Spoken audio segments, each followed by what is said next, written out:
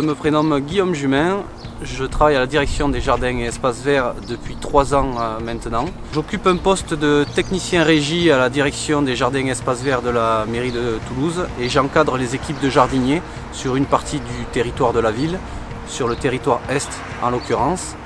À la direction des jardins et espaces verts, nous sommes 230 jardiniers répartis sur 19 équipes qui gravitent autour de la ville. Chaque équipe est autonome et gérée par un chef d'équipe et un adjoint qui assure le suivi de chantier et l'organisation des journées au quotidien. Donc, nos missions du quotidien consistent à l'entretien des espaces verts de la ville, la taille, le désherbage, la tonte, le débroussaillage, mais aussi l'arrosage et la plantation d'arbres, d'arbustes, de vivaces, de fleurs, qu'elles soient annuelles ou bisannuelles.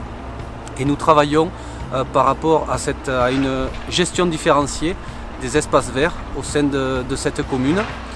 Donc on voit ici sur ce mode de gestion des espaces verts notre gestion différenciée. On aperçoit réellement les zones tondues régulièrement, 10 fauchages par an environ, et les zones en herbe haute où nous sommes à 1 fauchage à l'année. Donc je suis Damien Chiabrando, jardinier à la mairie de Toulouse, secteur Croix de Rade, Bordeaux Rouge, les Isards.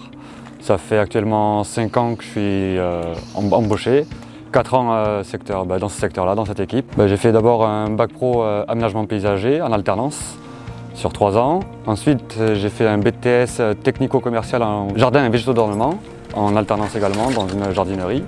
Et ensuite j'ai fait un BTS aménagement paysager dans les bureaux d'études de la mairie de Toulouse. Et j'ai ensuite postulé pour embaucher sur le terrain. Ça va être principalement du coup de l'entretien, donc taille de haies, des broussailleuses pour les bordures, la tonte dans les parcs et espaces verts, mais également la propreté dans les espaces verts pour nous faciliter le travail quand on va passer à des broussailleuses, les tondeuses pour ne pas détériorer le matériel. Il y aura également la plantation des massifs fleuris, l'arrosage. Voilà, il y a plein de petites missions d'entretien et des fois quelques missions de création.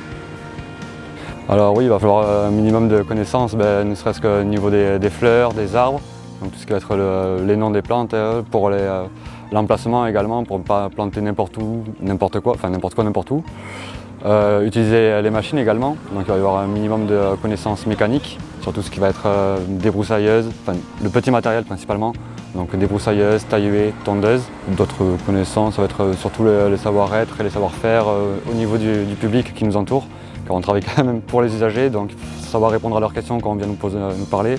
Donc ça c'est tout ce qui va être les équipements de protection individuelle, donc les EPI. Donc on a chacun nos propres équipements, donc ça va être les casques anti-bruit, des lunettes, il y a les visières quand on met la débroussailleuse, les harnais, il y a les gants, il y a tout ce qui va être nos vêtements, donc ce sont des vêtements adaptés. Donc on a les chaussures de sécurité, les pantalons, tout ce qui va être les pulls, les t-shirts, et ça va être des vêtements qui vont, si on a un problème avec une machine par exemple les pots d'échappement, sont très chauds au bout de quelques heures. Ça va éviter que le tissu fonde directement sur la peau et se lie à la peau en fait. Donc c'est des équipements de protection assez importants qu'il faut porter tous les jours.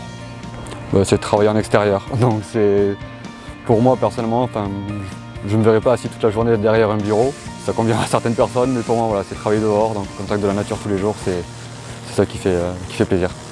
Il faut montrer qu'on est en vie, la motivation, ça va être surtout ça. On peut des fois ne pas forcément connaître le métier au début, mais justement, il y a l'apprentissage qui est là pour ça, justement, où on va former des jeunes pour leur apprendre les bases du métier et ensuite, du coup, faciliter leur embauche dans un emploi qui peut soit évoluer, soit rester le même.